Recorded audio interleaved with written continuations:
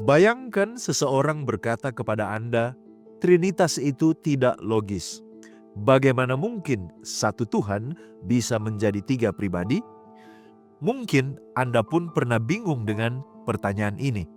Tapi tahukah Anda bahwa Alkitab tidak mengajak kita memahami Tritunggal dengan logika manusia semata, melainkan melalui penyataan Allah yang bertahap dan penuh kasih. Pada episode ini, kita akan menjelajahi salah satu doktrin paling misterius dan penting dalam iman Kristen, doktrin Trinitas, melalui tiga pernyataan sederhana namun dalam.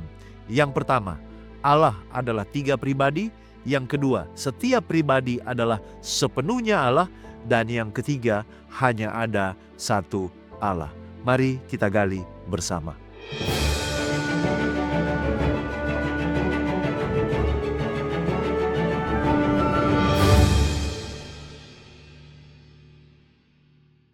Saya sudah lama mengetahui hal ini, tetapi mengapa ini penting? Doktrin Tritunggal bukan sekedar ide teologis yang rumit. Ini adalah kunci untuk memahami siapa Allah itu, bagaimana Ia menyelamatkan kita, dan bagaimana kita hidup sebagai umat-Nya. Mari kita mulai dari pernyataan yang pertama. Allah adalah tiga pribadi. Alkitab secara konsisten menyaksikan bahwa Allah menyatakan dirinya dalam tiga pribadi yang berbeda, Bapa, Anak, dan Roh Kudus. Yohanes 1 ayat 1-2 mengatakan, pada mulanya adalah firman, firman itu bersama-sama dengan Allah, dan firman itu adalah Allah. Ia pada mulanya bersama-sama dengan Allah. Di sini, Yesus, Sang Firman, disebut bersama-sama dengan Allah. Ini menunjukkan perbedaan pribadi dengan Bapa. Tetapi juga dikatakan bahwa firman itu adalah Allah, menunjukkan keilahiannya. Dalam Yohanes 17 ayat 24, Yesus berdoa, "Karena Engkau telah mengasihi aku sebelum dunia dijadikan." Artinya, ada relasi kasih antara Bapa dan Anak sebelum penciptaan. Relasi membutuhkan pribadi-pribadi yang berbeda. Yesus juga menyebut Roh Kudus sebagai pribadi yang lain.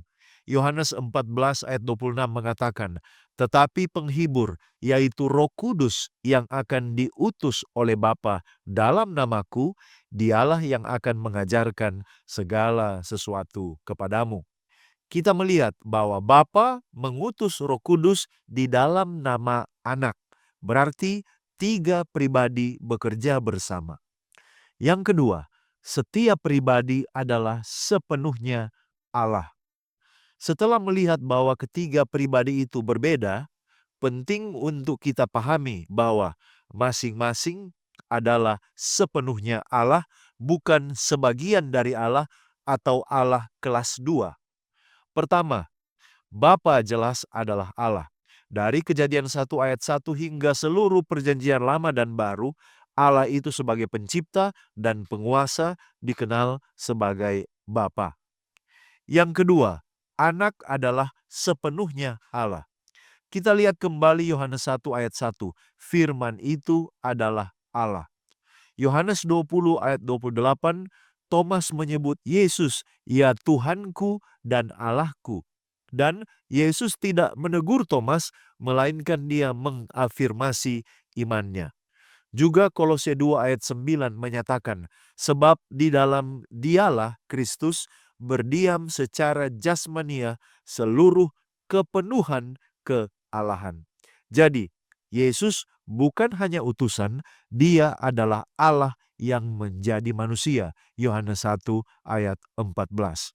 Yang ketiga, Roh Kudus juga adalah sepenuhnya Allah. Kisah Para Rasul 5 ayat 3-4. Ketika Ananias berbohong kepada Roh Kudus, Petrus berkata, "Engkau tidak berdusta kepada manusia, tetapi kepada Allah."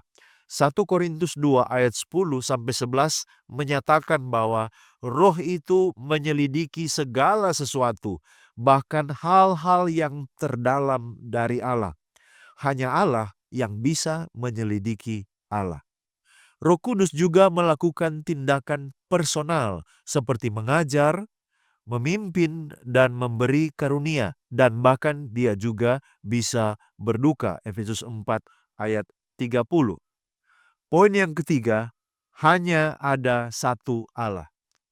Sekarang, meskipun ada 3 pribadi yang masing-masing adalah Allah, Alkitab menegaskan secara eksplisit bahwa hanya ada satu Allah.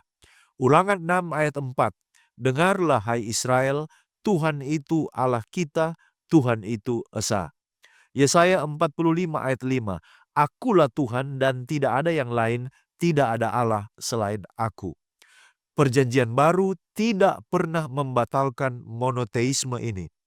Bahkan Rasul Paulus dalam 1 Korintus 8 ayat 4 berkata, tidak ada Allah lain daripada Allah yang Esa. Bagaimana 3 pribadi bisa menjadi satu Allah? Ini memang misteri, tapi bukan kontradiksi.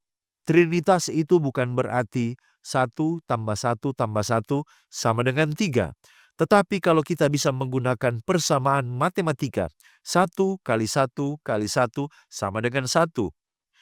3 pribadi yang sepenuhnya Allah, satu dalam esensi, kehendak, dan misi untuk penyelamatan umat manusia. Sebagai kesimpulan, mengapa ini penting bagi iman kita? Kita mengenal Allah yang adalah kasih, 1 Yohanes 4 ayat 8. Kasih sejati hanya mungkin jika ada relasi. Dan Trinitas menunjukkan bahwa kasih telah ada dalam kekekalan antara Bapa, Anak, dan Roh Kudus. Yang kedua, keselamatan kita adalah karya Tritunggal. Bapa merancang, Anak menggenapi di salib, dan Roh Kudus menerapkan keselamatan di dalam hati kita. Yang ketiga, hidup Kristen adalah hidup bersama Allah Tritunggal. Kita berdoa kepada Bapa di dalam nama Anak dan oleh pimpinan Roh Kudus. Jadi, Trinitas bukan soal rumus teologis, tapi realitas relasi ilahi yang mengundang kita untuk masuk ke dalam persekutuan yang penuh kasih. Kiranya pemahaman ini tidak hanya memperkaya pengetahuan kita, tetapi juga memperdalam penyembahan dan pengabdian kita kepada Allah Tritunggal yang hidup itu. Sekian dari saya. Pada episode selanjutnya, kita akan melanjutkan pembahasan kita tentang berbagai ajaran menyimpang dalam sejarah kekristenan yang menyangkal kebenaran doktrin Trinitas. Pastikan saudara tidak melewatkannya. Sekian dari saya. Jika Anda merasa diberkati, bagikan video ini kepada orang-orang terkasih. Kita akan jumpa kembali pada episode selanjutnya. Tetap di Depth Insight Growth. Tuhan Yesus memberkati.